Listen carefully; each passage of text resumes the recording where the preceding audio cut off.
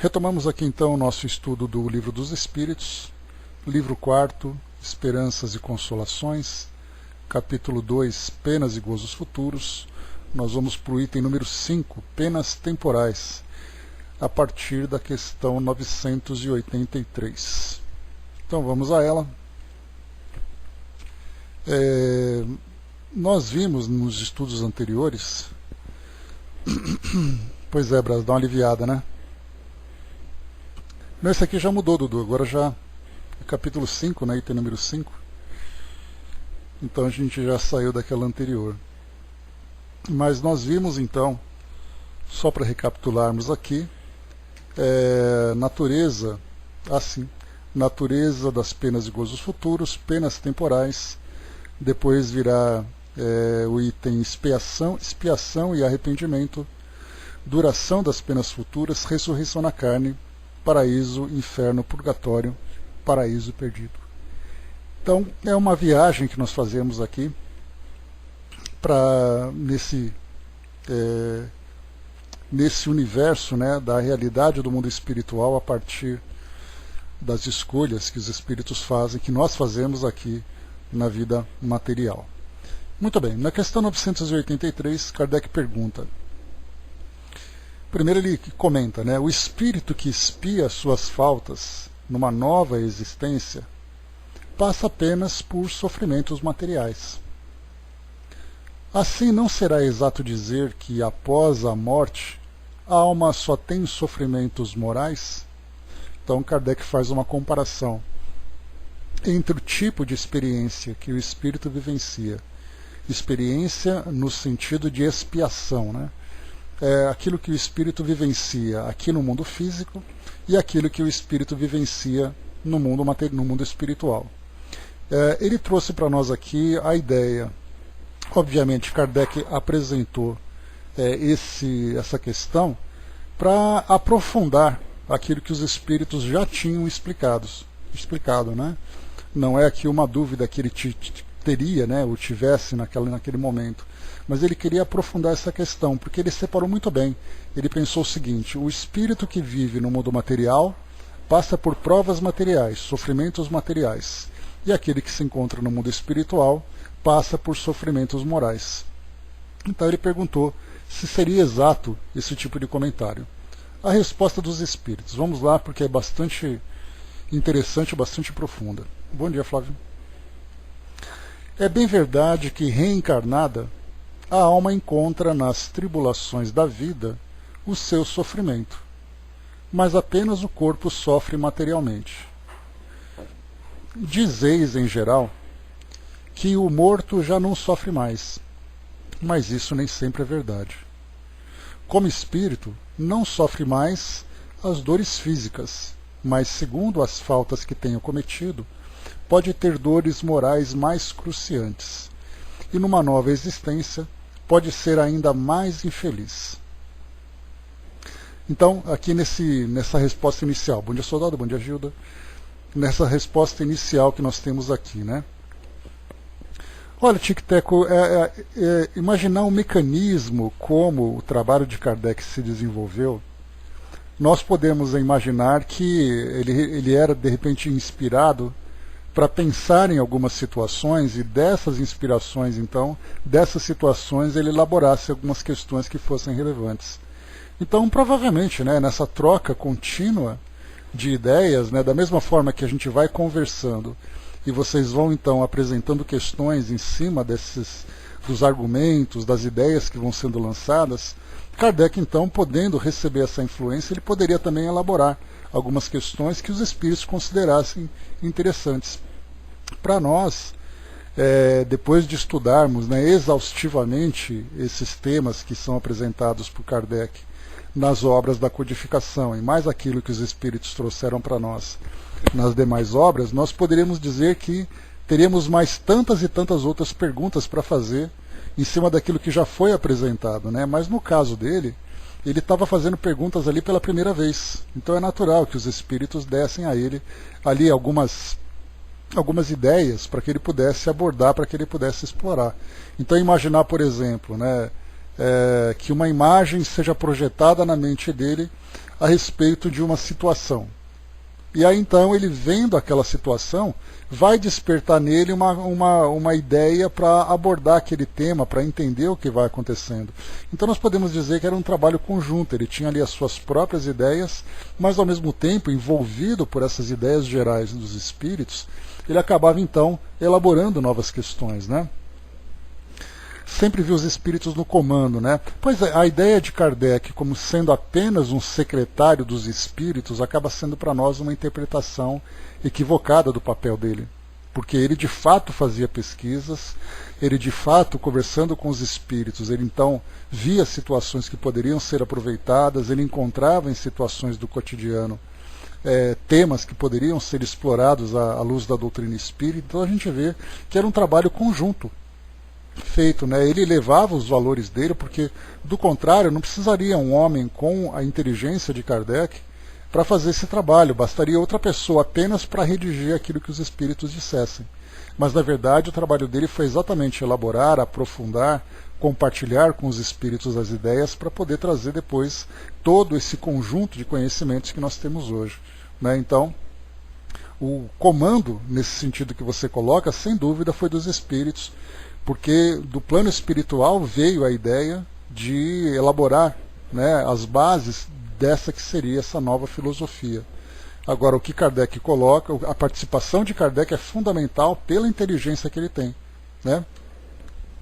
Não compreendi a sua colocação, né? A gente lembra que todo o trabalho estava sendo elaborado primeiro no plano espiritual e depois sendo trazido para cá, né? E o que Kardec fazia então no trabalho da parte dele era materializar essa informação. Só que essa materialização não era passiva, era uma materialização ativa, porque ele também participava com os espíritos. Tanto é assim que muitas vezes ele apresentava uma ideia e os espíritos corrigiam, dizendo não é bem assim, né? Então a gente vê que era um trabalho que vinha do plano espiritual para o plano físico, e aqui então era elaborado de acordo com a forma como eles orquestravam, mas com uma participação ativa não apenas de Kardec, porque a gente lembra que ele fazia um trabalho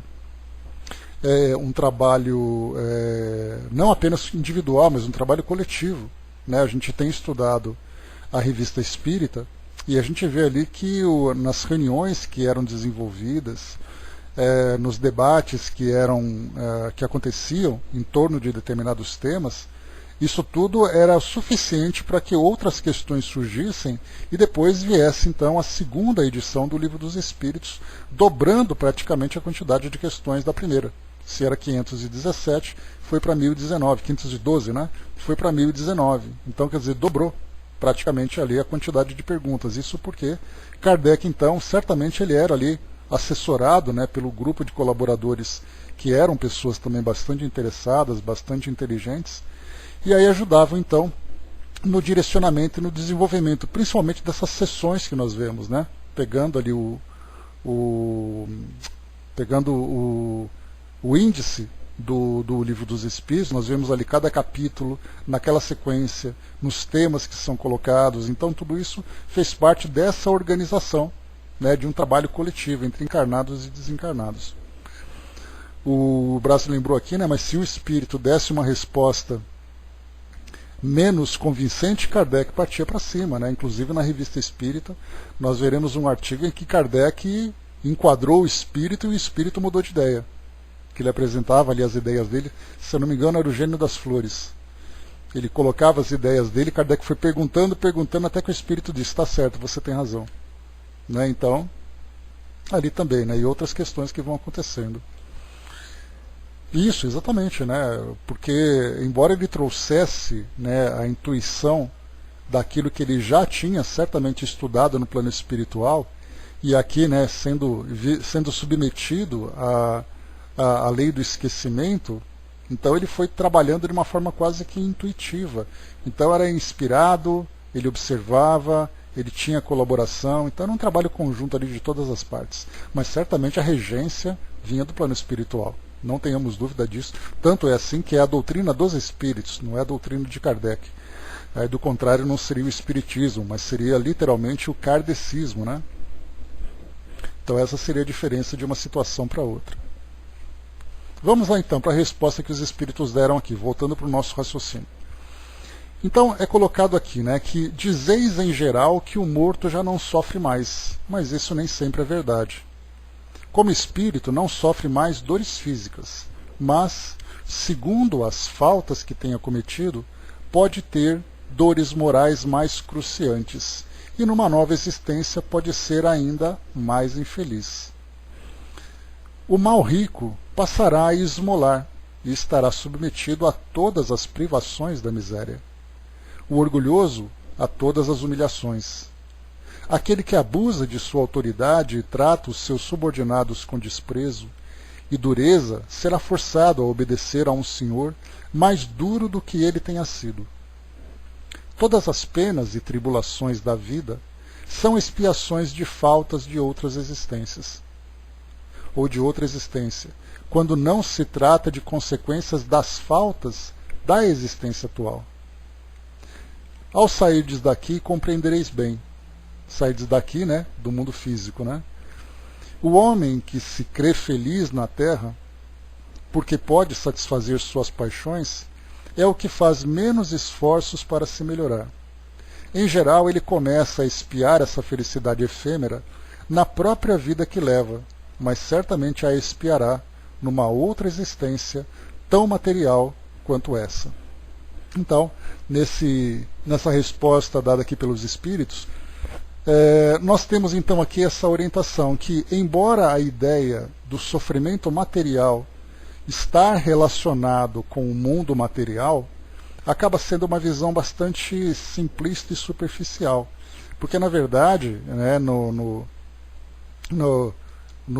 bojo da experiência que o espírito vivencia aqui no mundo material, as experiências são essencialmente morais. Então, uma dificuldade material que ele vivencie, uma doença que ele esteja suportando, uma vivência numa sociedade que tem ali as suas dificuldades, os seus problemas, tudo isso diz respeito à forma como o espírito vai viver essas experiências. Bom dia, Marião. E não simplesmente dizer que o espírito passa fome e a dificuldade maior dele vai ser lidar com a fome, vai ser apenas sofrer a dor da fome. E na verdade ali vai ser de que forma que ele vai lidar com isso, qual vai ser a motivação que ele vai ter de mudar aquela situação, qual vai ser exatamente ali, quais são os valores que vão aflorar a partir daquela experiência, se por acaso as suas tendências inferiores serão devidamente administradas. Enfim, então nós vemos que estar no mundo material, nós temos aqui, embora as dificuldades nos toquem materialmente, né, é a dor física, é a dor material, que a ausência da matéria que nós temos e tudo mais, aqui então é colocado exatamente o efeito moral, como foi colocado, né, o mal rico vai esmolar, o orgulhoso vai ser humilhado, aquele que é autoritário vai sofrer o abuso da autoridade. Enfim, mostrando ali que tudo isso faz parte desse aperfeiçoamento. Kardec traz para nós aqui 3 referências de outras questões do Livro dos Espíritos. A 273, nós vamos a ela aqui para podermos avaliar melhor essa questão. Deixa eu pegar aqui rapidamente. 273, está aqui. Então ele coloca assim para a gente lembrar, né? Essa aqui é uma questão lá do livro do segundo livro, Mundo dos Espíritos, o capítulo 6, Vida Espírita, e o item número 5, Escolha das Provas. Ele coloca assim, a pergunta diz assim: um homem pertencente a uma raça civilizada poderia, por expiação, reencarnar-se numa raça selvagem? A resposta: sim, mas isso depende do gênero da expiação. Um senhor que tenha sido duro para os seus escravos poderá tornar-se escravo e sofrer os maus tratos que infligiu a outrem. Aquele que mandou numa época pode em outra obedecer aos que se curvaram ante a sua vontade. É uma expiação se ele abusou do poder, e Deus pode determiná-la. Um bom espírito pode, para os fazer avançar, escolher uma vida de influência entre esses povos. Então, se trata de uma missão. Então vemos que as reencarnações que é numa sociedade mais atrasada, numa sociedade mais desorganizada, ou até mesmo numa sociedade mais primitiva, vai depender exatamente das necessidades que o espírito tem, das privações a que ele deve se submeter, da autoridade também que ele deve se submeter, das privações, enfim, tudo aquilo que diz respeito ao seu aperfeiçoamento. A outra questão que Kardec coloca, também como complemento dessa pergunta, é a questão 393, que diz assim para nós, essa daqui agora é do capítulo 7, também aqui, do Mundo dos Espíritos, retorno à vida corporal, o item número 8, esquecimento do passado, e diz assim para nós, 393, como pode o homem ser responsável por atos e resgatar faltas dos quais não se recorda? Como pode aproveitar-se da existência adquirida em outras existências, a experiência adquirida em outras existências, que caíram no esquecimento? Seria concebível que as tribulações da vida fossem para ele uma lição, se pudesse lembrar-se daquilo que as atraiu, mas desde que não se recorda, cada existência é para ele como se fosse a primeira, e é assim que ele está sempre a recomeçar. Como conciliar isso com a justiça de Deus? Kardec, então, traz aqui, no geral dessa pergunta, como é que a gente pode pensar na justiça de Deus sofrendo uma situação que a gente não sabe do que é, que a gente não se lembra? Como é que você pode dizer para uma criança, você vai ficar de castigo? Mas por que eu estou de castigo? Não interessa, você está de castigo. A mesma coisa nós poderíamos pensar na situação que acontece aqui em termos de reencarnação. Como é que a gente pode avaliar a justiça divina fazendo uma comparação com o esquecimento do passado? Diz para nós aqui a resposta. Uma resposta grande, por sinal. A cada nova existência, o homem tem mais inteligência e pode melhor distinguir o bem do mal, o bem e o mal. Onde estaria o seu mérito se ele se recordasse de todo o passado? Aqui seria, né? Você só está corrigindo porque você sabe que errou, porque você está vendo o seu erro. Mas você olhar para uma situação, fazer uma avaliação e tomar uma decisão, julgando a princípio, antes de qualquer ação, se ela é certa ou se é errada, isso depende do desenvolvimento moral dele. Porque, como eu comento com vocês várias vezes, né, nós temos ali nessas reportagens, né, que mostram pessoas que são presas por crimes que cometeram, e aí então é feita a pergunta para ele, né? Você está arrependido do que você fez? Ah, sim, eu estou muito arrependido. Quer dizer, ele está arrependido porque ele está preso. Mas e se ele tivesse solto? Ele teria ali a consciência dizendo, olha, não faz isso, não vou fazer mais isso porque isso é errado. Aí nós vemos que não. Então, nos presídios, né, nós encontramos muitas pessoas ali, a maioria de presos arrependidos. Se pudesse voltar no tempo, não faria diferente, não teria feito aquilo. E, na verdade, nós vemos ali que nada mais é do que o instinto do indivíduo que o leva a essa escolha, as suas fraquezas morais. Imaginário, bom dia. Então a mesma coisa acontece com o esquecimento do passado. Embora para nós possa parecer assim um estágio mais avançado, que somente aqueles espíritos mais esclarecidos teriam essa capacidade de distinguir o bem e o mal e antecipadamente fazer um julgamento correto da situação, nós diríamos que nós precisamos realmente ver a situação errada, a consequência errada, para depois voltar e tentar consertar. Mas aí então não teria mérito nenhum, porque você evitar um erro já sabendo que você vai ter uma consequência negativa, não é a mesma coisa. Então, na verdade, você tem que pensar, é certo ou errado, apenas pelos princípios, né?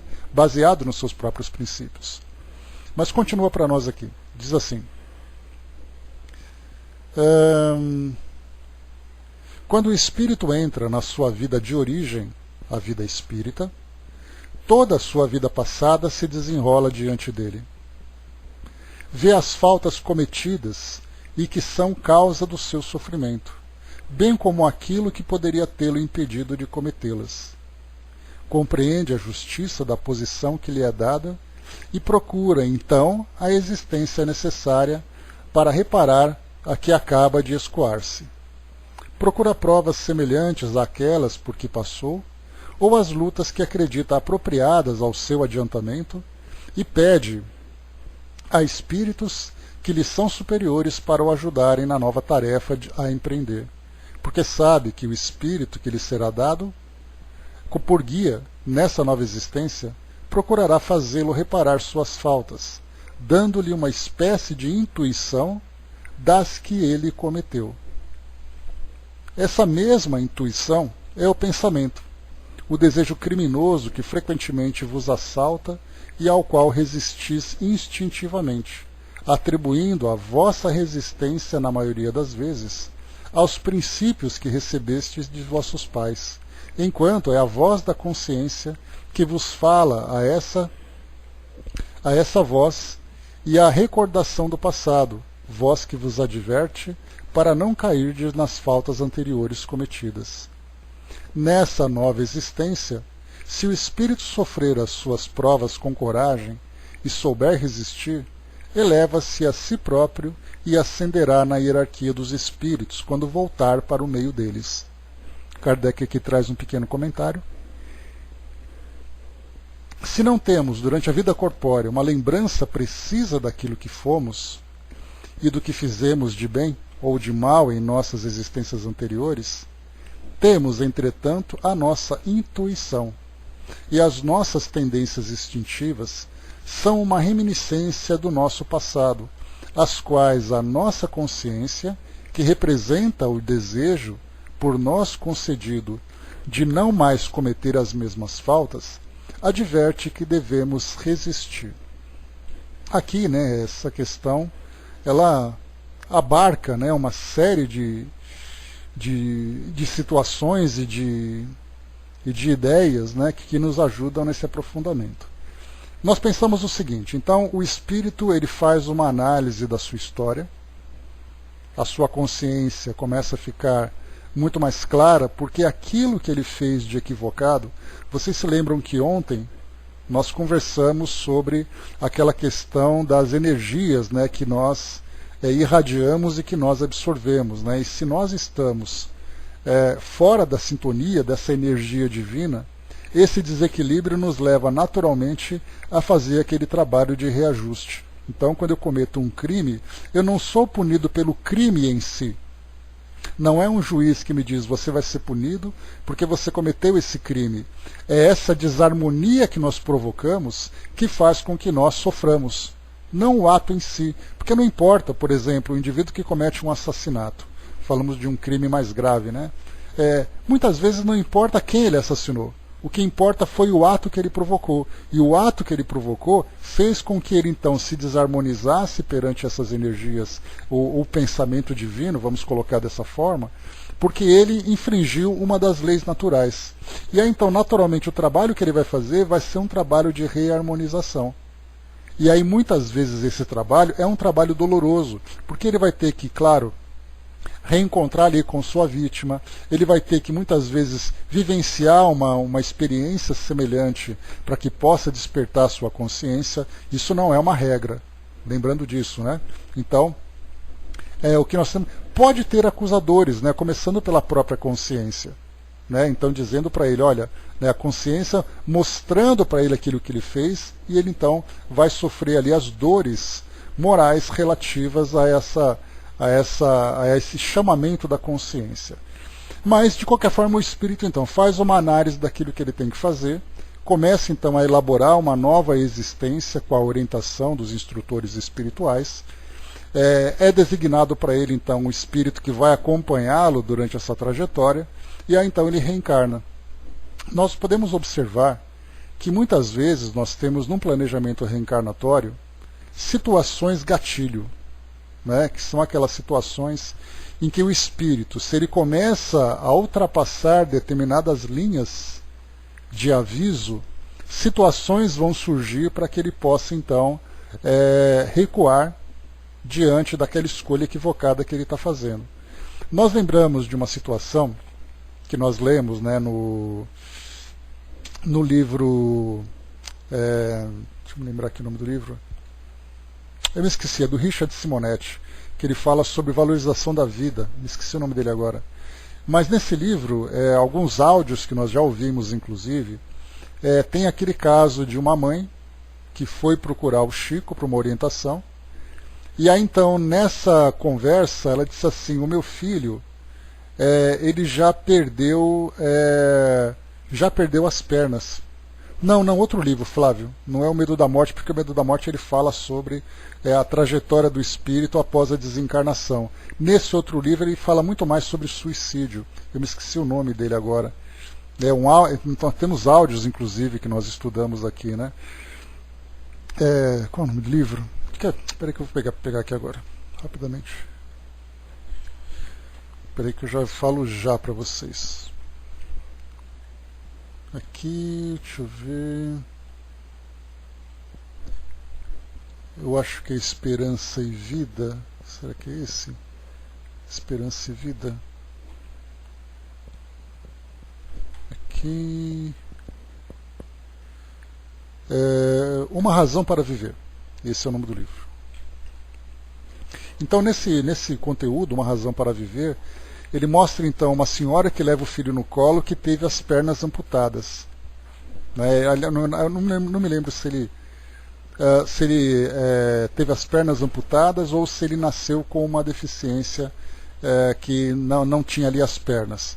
E aí então ele levou e a criança estava tendo uma doença que ela teria que amputar os braços.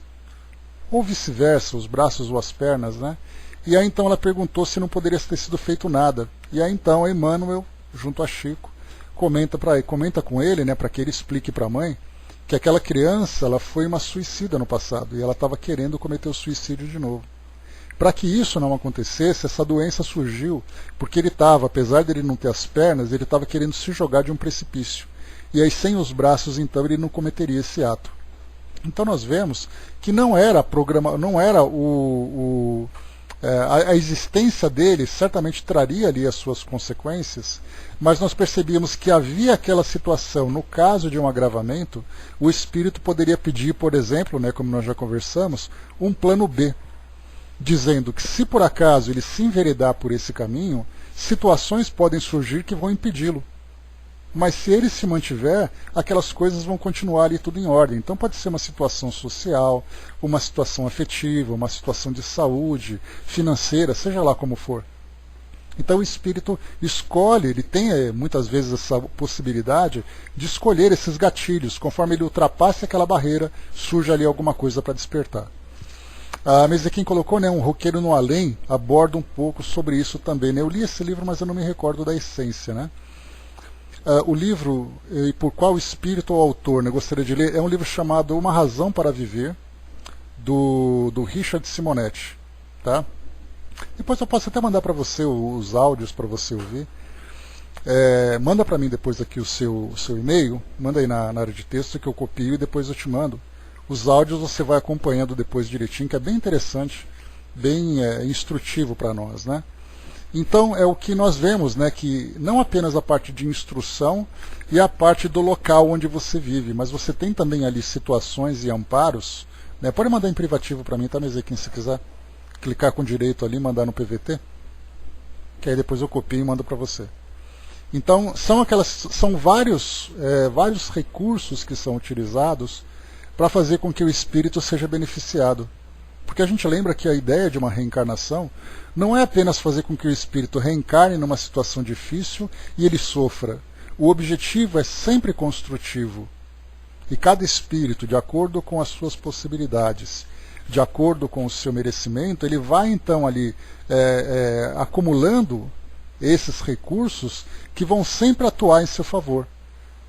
Nós tivemos um caso, por exemplo, que a gente pode analisar por essa perspectiva, né? Isso, obrigado, recebido. Então, nós podemos analisar por essa perspectiva. Então, uma mãe que tinha ali a dificuldade de lidar com o alcoolismo, e ela então sofria bastante, e aí provocava, consequentemente, um sofrimento também na família, e aí então, num determinado momento, o filho desenvolveu uma doença.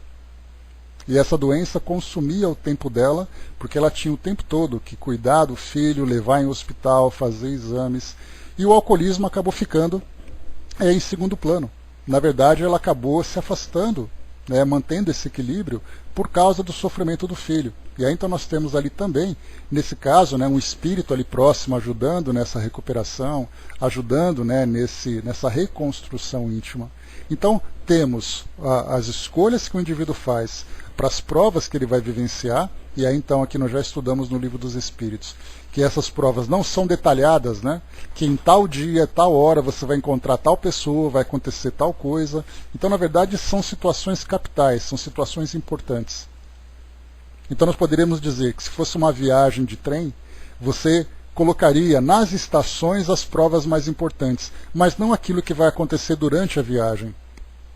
Então, em determinados momentos, o espírito vai ser ali testado, vai ser reavaliado, vai ser exigido nos seus esforços. E, ao mesmo tempo, ele tem ali a intuição que chega através dos instrutores, aqueles que estão próximos a eles, e essas situações gatilho que vão surgindo.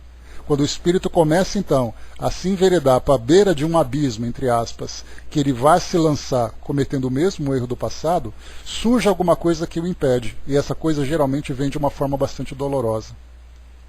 Então são recursos que o plano espiritual coloca à nossa disposição, sempre visando o nosso crescimento, sempre visando o nosso desenvolvimento. Não é, mais uma vez, aquela ideia de que põe ali o indivíduo na porta do avião, coloca um paraquedas nas costas, dá um tapinha, empurra e fala boa sorte. Tudo é muito bem programado, o objetivo tem que ser construtivo. O objetivo é sempre para beneficiar o espírito, né? Continuando aqui para nós. Bom dia, Mami. Continuando aqui então, né? Nós vimos aqui sobre essa questão 393. Vamos para outra questão. Que Kardec mencionou aqui como referência para o nosso estudo, que é a questão número... Bom dia, Andréia. Questão 399. Né? São apoios, exatamente, soldado. Né? A ideia de solidão para nós, por isso que a doutrina espírita é bastante esclarecedora, porque a gente pensa assim, tá, você vai reencarnar, nessa reencarnação você vai ter que se virar para poder fazer a coisa certa. Mas aí fica aquele grande medo, né, que geralmente os espíritos trazem em seus depoimentos, quando eles vão ali se preparando para a reencarnação, eles dizem assim, mas e se eu não conseguir? Eu tenho medo de falhar de novo. É um medo justificado. Porém, esse medo ele acaba sendo atenuado conforme o espírito vai tendo uma compreensão desse mecanismo que vai ajudá-lo. Então ele não estará sozinho, ele vai ter alguém do lado dele na esfera espiritual, alguém, ou entre aspas, alguéms. Ele vai ter ao lado dele pessoas encarnadas que vão ajudá-lo no seu desenvolvimento. Ele vai ter essas experiências que vão despertar a sua consciência. Ele terá a intuição. Pois é, não tem como não ter, né? Principalmente quando a consciência fica gritando o tempo todo, né? Então, são recursos de toda a ordem que faz com que o espírito, então, né, que fazem com que o espírito seja, então, beneficiado no seu desenvolvimento. Nós, como nós não vemos isso, e muitas vezes a tendência inferior para nós acaba sendo muito mais forte do que a vontade realmente de crescer, porque mostra ali que o espírito não conseguiu amadurecer ainda o suficiente, ele então vai se revoltar, ele vai achar que está abandonado, ele não vai ter a compreensão, mas no momento em que a sua consciência desperta e ele começa a ter essa visão mais ampla, ele aceita tudo as experiências que ele está vivendo com mais coragem, com mais resignação. E não aquele espírito revoltado dizendo, né, porque a vida não presta, porque eu sou um azarado, porque eu sou infeliz, porque Deus não existe. E na verdade a gente começa a ver por um modo diferente a partir do amadurecimento do espírito. Na próxima questão aqui que Kardec coloca, a questão 399, vamos então para complementar. Nós falamos então sobre escolha das provas na questão 273, falamos do esquecimento do passado na questão 393, e agora a gente vai para 399. Vamos lá então. Kardec coloca: sendo as vicissitudes da vida. A gente lembra que vicissitudes, essa inclusive é uma palavra que eu só ouço no ambiente espírita, né? Eu não conhecia essa palavra antes de começar a estudar o espiritismo. Mas as vicissitudes são ali as alternâncias das situações que nós estamos vivendo. Ora você está feliz, ora você está infeliz, ora a sua vida está tranquila, ora ela está desequilibrada. Então essas oscilações são as vicissitudes. Então diz assim para nós: sendo as vicissitudes da vida corpórea ao mesmo tempo uma expiação das faltas passadas e provas para o futuro, segue-se que da natureza dessas vicissitudes possa induzir-se o gênero da existência anterior? Aqui é uma pergunta que veio lá do capítulo 7 também, retorno à vida corpórea, no item número 8, esquecimento do passado. Né? Então, o que Kardec pergunta é o seguinte: se você olha, primeiro os desafios, né, as lutas que o espírito trava aqui no mundo material, podem ser ali, essas experiências podem ser resgates do passado ou provas para fortalecê-lo, né, nos seus valores.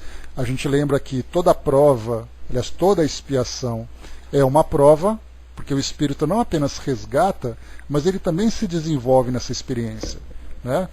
Seria como se nós colocássemos assim: o indivíduo recebeu ali cometeu um equívoco e ele terá que trabalhar para reequilibrar aquilo que ele desequilibrou. No momento em que ele trabalha para esse reequilíbrio, ele está desenvolvendo valores, a sua inteligência está se aprimorando, os seus valores estão se desenvolvendo, ele está aprendendo na pele aquilo que ele provocou de equívoco, então vai ser uma bagagem que ele está construindo. Então, colocamos assim: o espírito, então, a expiação dele é uma prova, mas nem toda prova é uma expiação. Porque no caso dessas provas que nós vivenciamos, são provas de caráter, né? Você é submetido a uma situação, por exemplo, né, o espírito traz ali uma tendência, ou ele precisa desenvolver a sua sensibilidade. Então ele é colocado num ambiente, por exemplo, onde há uma carência muito grande. E ali então ele será testado se ele vai se mobilizar a favor daquelas pessoas. Ele pode não ter nenhum compromisso com elas, mas ele vai ser sensibilizado, ele vai ser provocado a tomar atitudes condizentes, né, com essas virtudes mais nobres. Então a gente vê que ele pode não ter nenhum compromisso com isso. Mas Kardec pergunta: olhando essas experiências que nós vivenciamos, é possível você fazer ali uma estimativa do que o indivíduo viveu no passado? Por exemplo, né, se ele traz ali, ele vive numa situação miserável, a gente pode dizer: não, se ele viveu como miserável, é porque no passado ele foi uma pessoa rica que abusou daquilo tudo. Se por acaso ele tem aquela doença, foi porque no passado ele fez tal coisa. Então, o que Kardec está perguntando é se é possível a gente fazer essa conexão entre a natureza da experiência que ele está vivenciando com os seus atos passados. Né? O imaginário colocou: nessas provas não são geradas pelo próprio espírito. Né? As provas, elas não são geradas, elas são propostas. Né? As expiações são geradas pelo próprio espírito. Mas as provas em si, elas são apresentadas de acordo com a necessidade do espírito. E quanto mais ele se desenvolve, mais consciência ele tem, é ele que propõe para ele próprio as experiências para se desenvolver. Ele é capaz de fazer uma autoanálise, ele desenvolve aquele senso de autoconhecimento, e ele diz assim: olha, eu preciso realmente me fortalecer nesse ponto.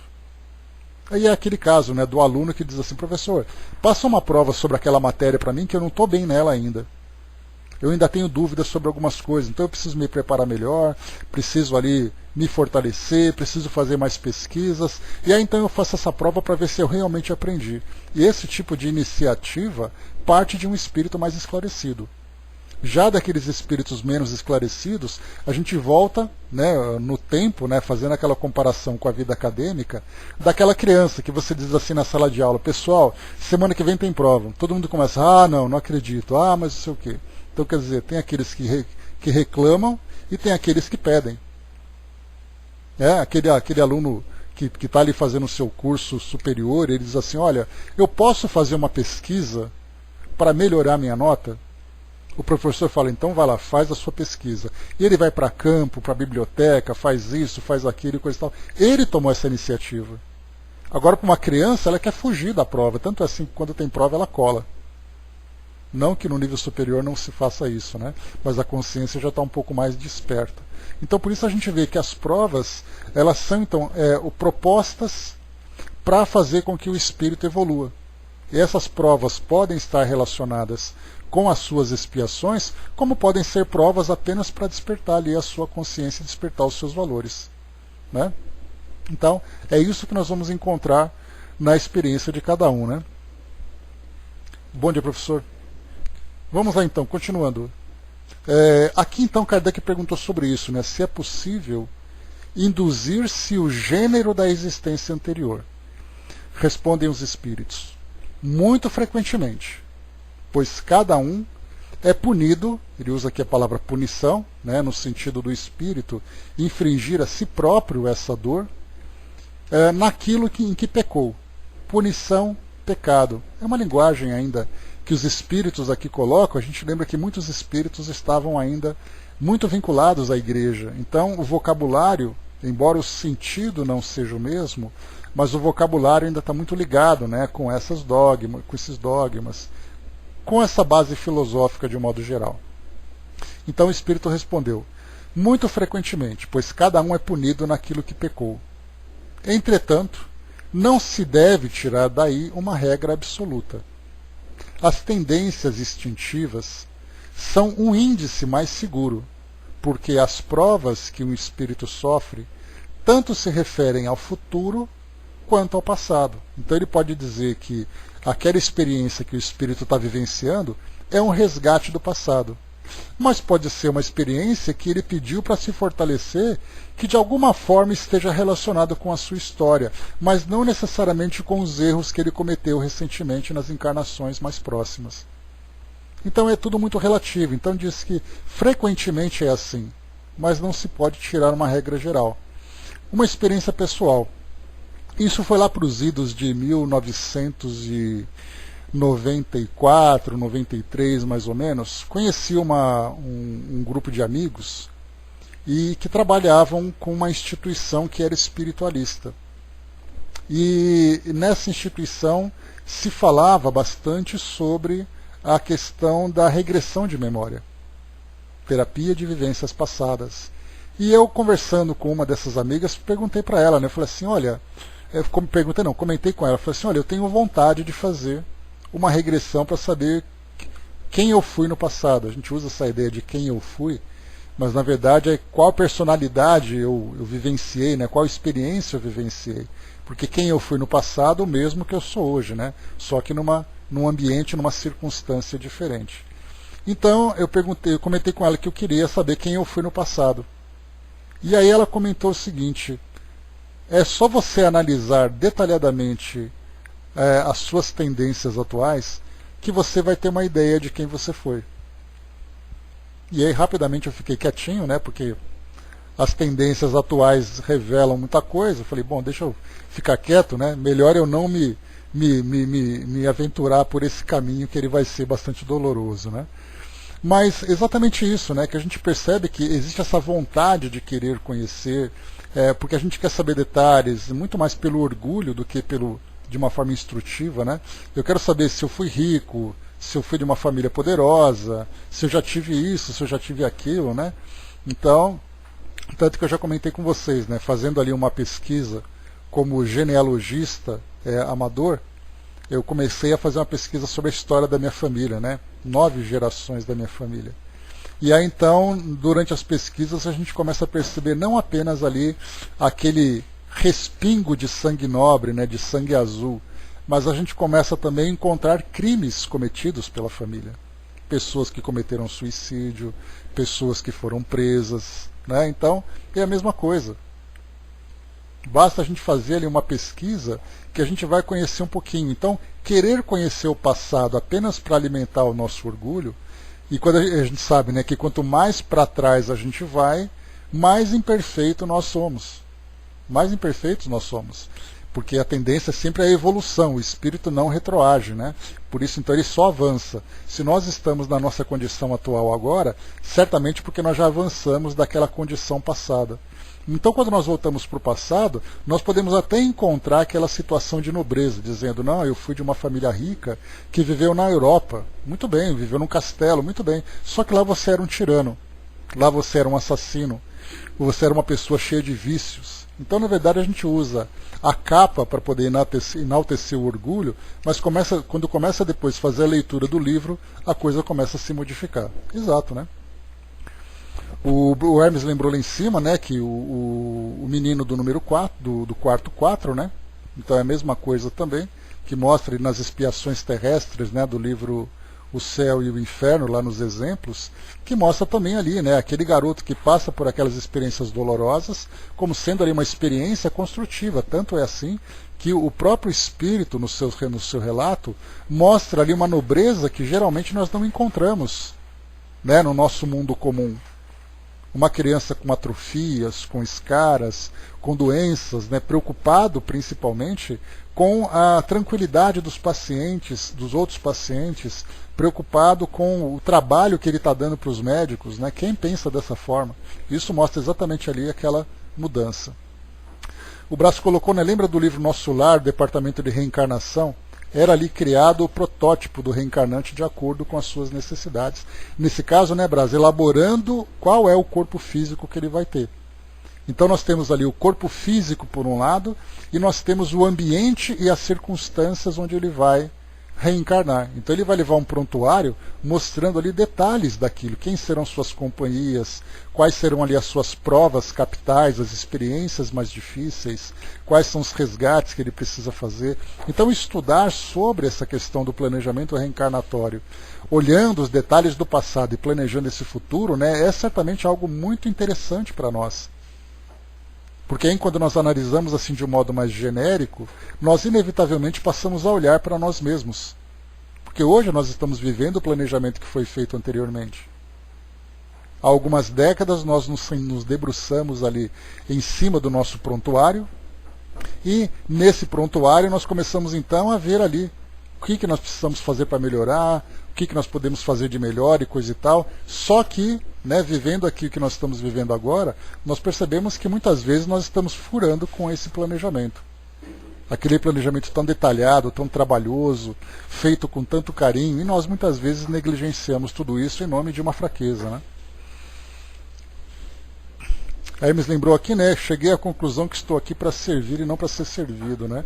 Então tá, é parte da experiência, né? Deixa eu ver aqui.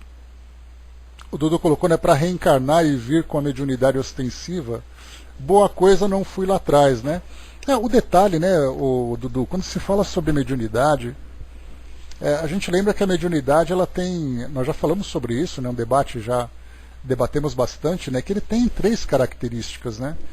Você tem a mediunidade que é uma expiação, porque é aquela mediunidade que vai atormentar o médium nas relações com os espíritos, que vão ali se fazer presentes de um modo muito mais ostensivo, né, na vida dele e tudo mais. Então ele vai ter que conviver com essas companhias espirituais, mostrando para ele o erro que ele cometeu. Nós temos aquele que passa por provas, é a prova da dedicação, da renúncia, da necessidade de aprimoramento, né? E você tem a missão, que é utilizar a mediunidade para serviço. Não necessariamente que você vai viver uma dessas 3 situações, você pode viver as 3 situações, porque ela teve uma causa que foi, por exemplo, uma situação de resgate do passado. Ao mesmo tempo você vai utilizar isso para o seu crescimento espiritual, por isso que toda expiação é uma prova, e ao mesmo tempo você vai utilizar esse recurso para poder servir. Como acontece aqui conosco, né? Somos beneficiados por esse recurso que te pertence, né? Então mostra que ao mesmo tempo que é um aprendizado, também é uma ferramenta de trabalho. Então, enquanto você resgata para um lado, você cresce do outro. Então cada médium lida de um modo muito particular com essa experiência. Então vamos em frente. Então vimos aqui, pessoal, essas três características, né? Kardec coloca um comentário até um pouco longo aqui, vamos a ele, sobre essa questão das vicissitudes corpóreas, da vida corpórea, relacionada com o gênero da existência anterior. Kardec diz assim, vou ler rápido aqui porque nós já passamos por esse tema, né? Chegado ao termo que a providência marcou para a vida errante, ou seja, né, o fim do espírito viver no plano espiritual naquela condição de errante. Então ele começa já a organizar o seu retorno aqui para a vida material.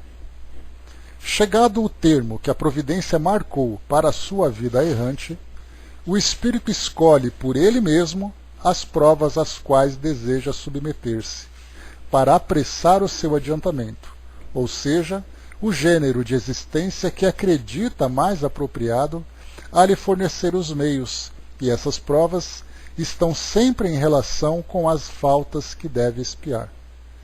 Se nelas triunfa, ele se eleva. Se sucumbe, tem de recomeçar. Então aqui a gente coloca, obviamente, né, que o espírito, então, ele participa mais ativamente da escolha dessas provas, quanto mais esclarecido ele é. Um espírito ainda rebelde, um espírito ainda vicioso, né, ele tem uma grande dificuldade. Então ele acaba sendo muito mais conduzido do que conduzir a si mesmo, né? E continua. O espírito goza sempre do seu livre-arbítrio. É em virtude dessa liberdade que, no estado de espírito, escolhe as provas da vida corpórea, e no estado de encarnado, delibera o que fará ou não fará, escolhendo entre o bem e o mal. Negar ao homem o livre-arbítrio seria reduzi-lo à condição de máquina. Então nós fazemos o planejamento, chegamos aqui no mundo físico e aqui o livre-arbítrio é nosso. Recebemos a influência, temos o gatilho, temos a assistência, temos a intuição, mas a liberdade é nossa. Do contrário, para que serviria esse aprendizado todo? Esse seria aquele professor que marca a prova e responde as questões para o aluno. Então, na verdade, vemos ali que não tem sentido, né? Integrado na vida corpórea, o espírito perde momentaneamente a lembrança de suas existências anteriores, como se um véu as ocultasse. Não obstante, tem às vezes uma vaga consciência, e elas podem mesmo lhe ser reveladas em certas circunstâncias. Mas isso não acontece, senão pela vontade dos espíritos superiores, que o fazem espontaneamente, com um fim útil, e jamais para satisfazer uma curiosidade vã. As existências futuras não podem ser reveladas em caso algum. Então observem, as existências futuras não podem ser reveladas em caso algum, por dependerem da maneira por que se cumpre a existência presente e da escolha ulterior do espírito. Então não é possível dizer o que ele vai ser, é possível dizer o que ele já viveu. O esquecimento das faltas não é obstáculo à melhoria do espírito, porque se ele não tem uma lembrança precisa, o conhecimento que delas teve... Vamos para o tema, pessoal. O esquecimento das faltas cometidas não é obstáculo à melhoria do espírito, porque se ele não tem uma lembrança precisa, o conhecimento que delas teve no estado errante e o desejo que concebeu de as reparar guiam-nos pela intuição e lhe dão o pensamento de resistir ao mal. Esse pensamento é a voz da consciência, secundada pelos espíritos que o assistem, e se ele atende às boas inspirações que esses lhe sugerem. Se o homem não conhece os próprios atos que cometeu em suas existências anteriores, pode sempre saber qual o gênero de faltas de que se tornou culpado e qual era o seu caráter dominante. Então, aqui acho que a palavra que resume essa questão, pessoal, vamos aqui para o estudo. Acho que a palavra, né, o termo que resume essa questão que nós estamos analisando é o caráter dominante. Eu acho que essa expressão, ela mostra para nós de um modo bastante preciso o que nós temos que analisar na nossa condição atual. Qual é o nosso caráter dominante? E isso vai trazer para nós, então, uma ideia, não precisa, mas uma ideia genérica daquilo que nós vivenciamos anteriormente. Porque o que prevalece, bom dia, dona Miriam, o que prevalece na nossa personalidade são exatamente esses traços do caráter dominante. Então eu posso até não fazer a mesma coisa, mas eu tenho uma vontade e uma tendência para fazer.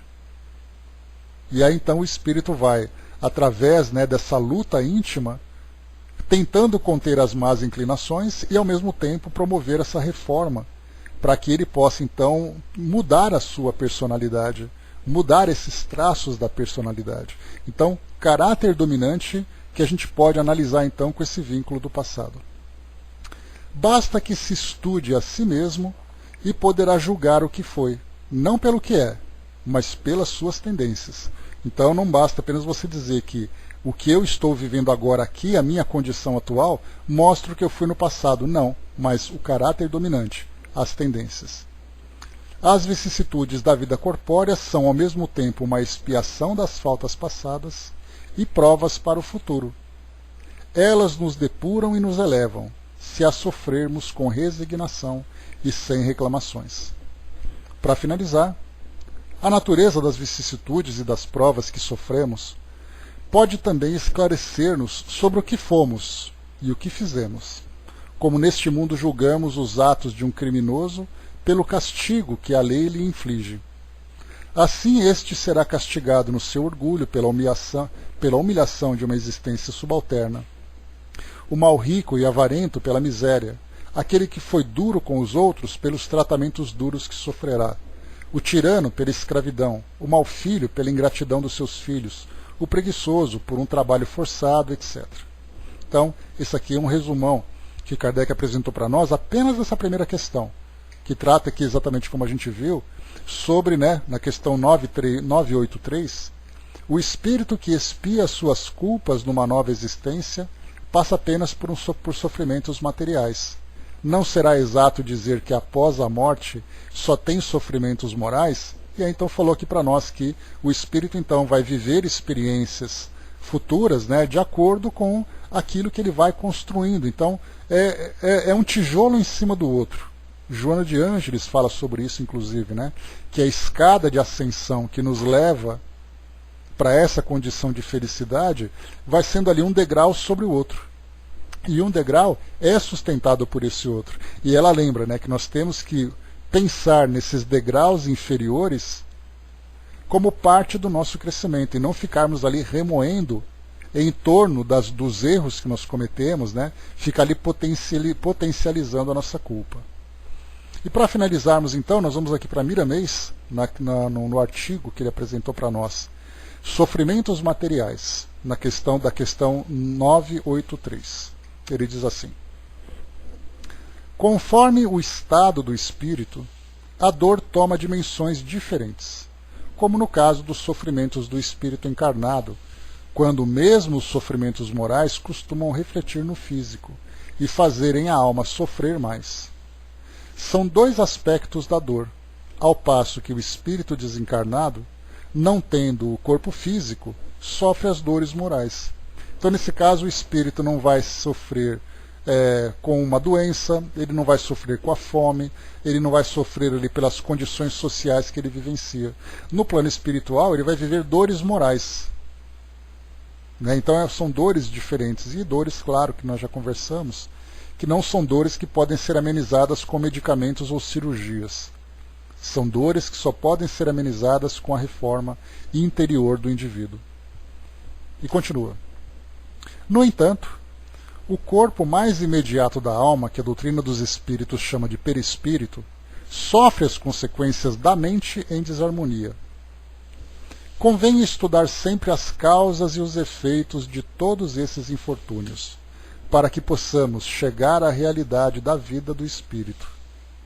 Sempre ouvimos os encarnados, ao falarem de alguém que morreu, dizerem que parou de sofrer. Como se enganam!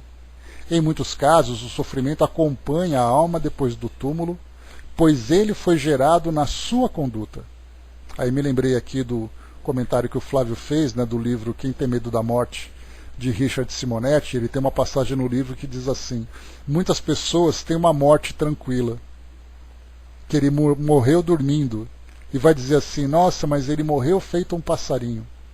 Uma expressão popular que era muito utilizada antigamente. Só que não se leva em consideração que a morte que o espírito teve não reflete necessariamente a sua condição moral. Ele morreu porque tinha que morrer. Muito bem, foi para o mundo espiritual. No mundo espiritual, a sua consciência, então, será ali o seu verdadeiro tribunal. E para ele pode ser realmente ali um grande tormento. Então, ao mesmo tempo que nós temos pessoas que que vivenciam desencarnações violentas e chegam no plano espiritual ali, passando por aquela perturbação natural, mas sem o agravamento da violência da desencarnação, porque ele foi muitas vezes desligado antes do momento final, ou muitas vezes até inconsciente durante aquele momento, outros que desencarnaram aparentemente suavemente, tiveram um desprendimento extremamente doloroso, chegaram no mundo espiritual, né, no desligamento, com a consciência altamente perturbada, um estágio, né, de perturbação espiritual prolongado, e aí então vive um verdadeiro inferno. Só que todo mundo diz assim, olha a expressão dele, parece que ele está sorrindo. E na verdade nada mais é do que uma contração muscular do rosto do cadáver e acha que ele está sorrindo, que ele morreu feliz, que ele está tranquilo. Então na verdade tudo que nós temos que analisar é o reflexo daquilo que o espírito viveu na sua existência. Por isso é colocado para nós, né? Tudo isso então foi gerado pela sua conduta. E Raul Teixeira reforça sempre, tal vida, tal morte. Pois é, né, Tic-Teco? Continuando aqui para nós. A carne nada tem a ver com os desequilíbrios do espírito, que passa por todos esses caminhos, aprendendo e ensinando, recolhendo experiências de todos os matizes para o celeiro de sua vida. Como espírito, ele não está sujeito às dores físicas. No entanto, as dores morais o acompanham aonde quer que ele esteja, até que a mente se ajuste ao equilíbrio com as leis naturais criadas por Deus. Aquilo que nós conversamos ontem de novo, né? Comentei agora há pouco. Até que a mente dele se ajuste ao equilíbrio com as leis naturais criadas por Deus. Então as experiências de provas e expiações que o espírito vai vivenciando não tem o sentido de castigo, mas tem o sentido de conduzi-lo a essa harmonização. Manda aí, Dudu. Tem o sentido dessa harmonização. E nessa harmonização com as leis divinas é esse trabalho que nós estamos fazendo. Muitas vezes um trabalho que é feito para nós, né, de uma forma dolorosa, pelas características, pelas dificuldades que nós estamos vivenciando. Chegou aqui uma comunicação para nós, né, antes da gente terminar aqui com o Miramês. Vamos rapidinho aqui. Um amigo espiritual mandou para nós, um grande abraço, muito obrigado. Diz assim: a porta se abriu na sua antena mental, e a sua fatura faz-se paga a cada contato amigo. A conta não é tão grande como tu imaginavas, apenas um trocado para mostrar que as consequências lá adiante viriam agora ou depois. Não siga pensamentos que distratam as suas questões menos relevantes ao seu domínio mental e espiritual. Mostre com galhardeza de que quer usufruir desse meio para fazer o bem maior a quem precisa dele na hora chamada. O trato com o seu processo nunca será em vão. Pelo contrário, tudo o que te foi proposto sempre terá um mérito válido para um enriquecimento dessa sua forma evolutiva de tratar o teu espírito como a sua fase de vivência nesse lugar escolhido e programado para a tua realização, como um amigo que progride intensamente na certeza de que o teu trabalho tem seu início e fim. Isso comunga também com a sua amiga de sala. Fique bem. Vamos lá, né? Então, orientação dos espíritos para nós, para ficarmos atentos a todas essas experiências que nós estamos vivenciando. Continuando, vamos em frente. Interessante, né? A gente percebe sempre, né, esse contato com os espíritos, essas orientações que mostram para nós as experiências que nós estamos vivenciando, né? A sua e da Angelina, né? Pois é, então, os dois ali, né, preparados, as duas antenas que nós temos aqui na sala, observando, né, a importância dessa oportunidade, a importância, né, do recurso mediúnico, em que nós temos, né, essa antena mental que foi aberta, e aí a pergunta é, né, o que fazer com essa preciosidade? Porque ao mesmo tempo que nós vemos a mediunidade sendo observada como algo curioso, algo muitas vezes até que enaltece o orgulho, nós vemos, quando depois que estudamos, né, nós vemos ali a responsabilidade. Então, utilizar todos os recursos sempre por benefício, sempre por bem. Nós já sabemos como fazer isso. Basta apenas que a gente coloque em prática, né? Deixa eu ver aqui. Tá. Continuando aqui com o Miramês.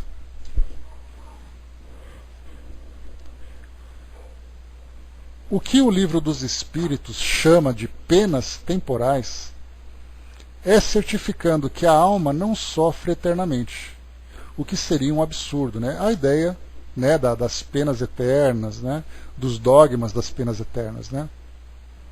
O que o Livro dos Espíritos chama de penas temporais é certificado de que a alma não sofre eternamente, o que seria um absurdo, se Deus o permitisse.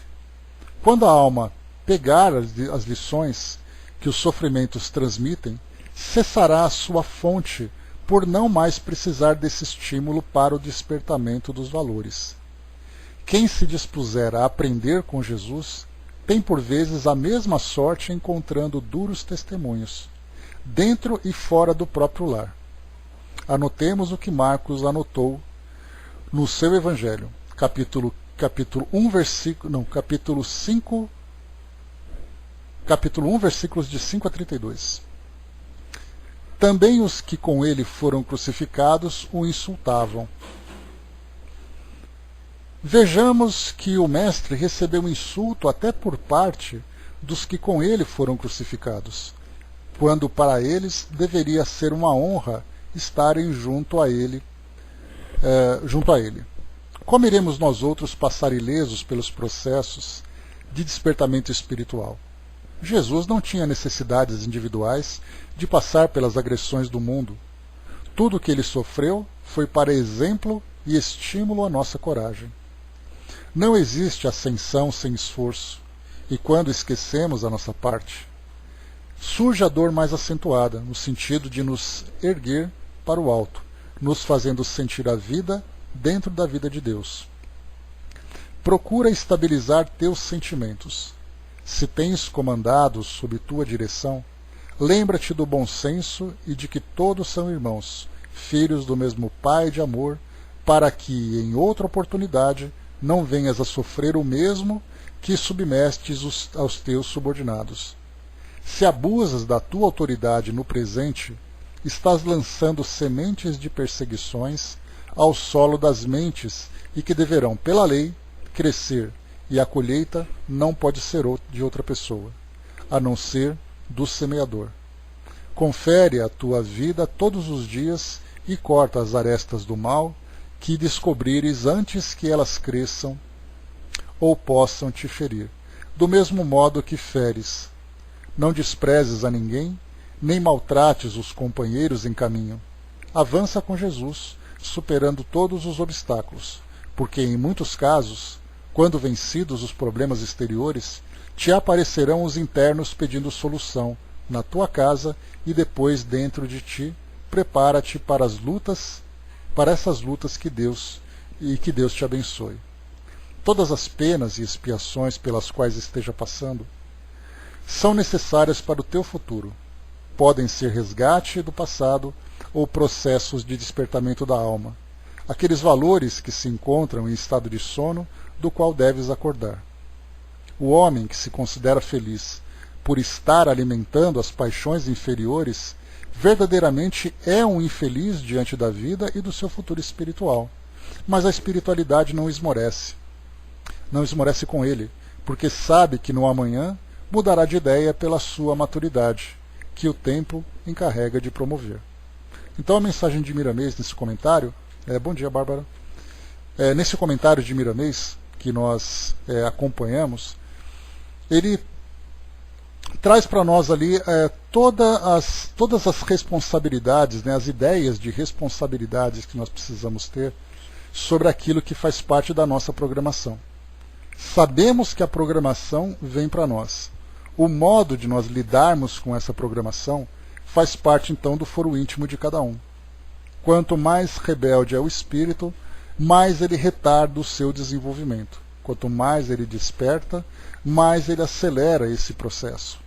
No nosso caso, temos a oportunidade de estarmos em contato diário com a doutrina espírita, falando sobre isso, trabalhando com isso, participando de outras atividades, conseguindo fazer com que nós vejamos o mundo por outra perspectiva. Cabe a nós, então, utilizarmos esse conhecimento como matéria-prima, como combustível para nos ajudar naquilo que nós precisamos fazer para transformar o mundo à nossa volta, que por consequência é a nossa transformação interior também. E aí nós lembramos, né, dos trabalhos feitos pelos espíritos, que são ali os tutores, os instrutores espirituais, que observam os seus tutelados como espíritos rebeldes.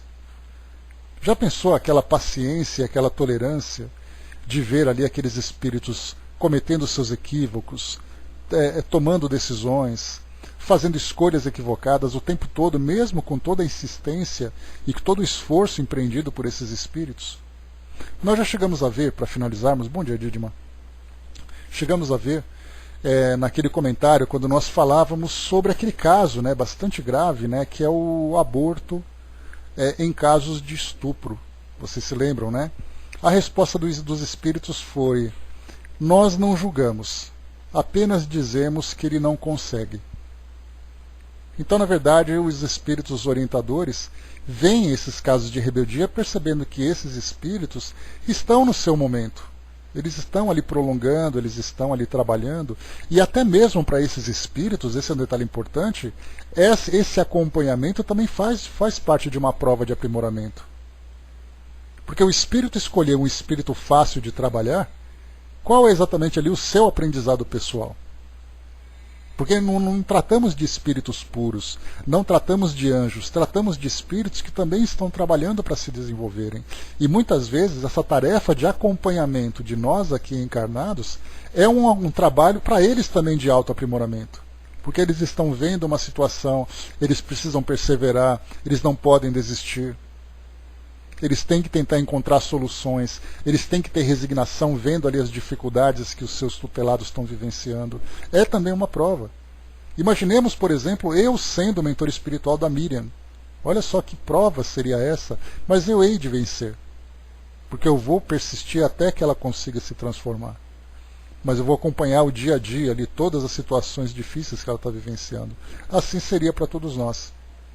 Então, cada espírito vivencia a sua parte de provas e expiações no seu momento e mesmo estando no plano espiritual. Ah, mas de você eu sou obsessor, Hermes, é diferente. Eu sou tutelado dela. Mas assim que a gente vai desenvolvendo esse trabalho, esse processo de crescimento, é realmente muito difícil. Nós vemos hoje pessoas que cometem crimes, cometem ali as violências daquelas mais chocantes para a nossa sociedade, e aí nós pensamos, esses espíritos certamente estão abandonados, porque não tem ninguém olhando por eles a não ser obsessores. Lê do engano da nossa parte. Mesmo esses espíritos têm aqueles que acompanham, vendo ali as provas, as expiações desses espíritos que muitas vezes frustram e decepcionam, mas não desanimam. Porque esses espíritos, nós lembramos, eles não assumem uma missão como essa se eles não se virem capazes, eles já estão no estágio diferente do nosso. Né? Temos uma tropa, soldado, literalmente, de espíritos que ali estão trabalhando a nosso favor. Mas é isso, meus amigos. Fechando por aqui já, um abraço. Fechando por aqui então o nosso encontro de hoje, nós vamos então para o nosso próximo encontro na questão 984, Exato, Flávio. Então temos ali na retaguarda ali pessoas de grande capacidade, de grande valor. Nós demoramos aqui nesse capítulo, primeira questão, 983, porque ela trazia mais 3 questões aqui como complemento que Kardec apresentou e que nós estudamos, também revimos, e também aqui o comentário de Miramês. Então na próxima questão, 984, a pergunta: as vicissitudes da vida são sempre a punição das faltas atuais? Kardec já falou sobre isso também no Evangelho.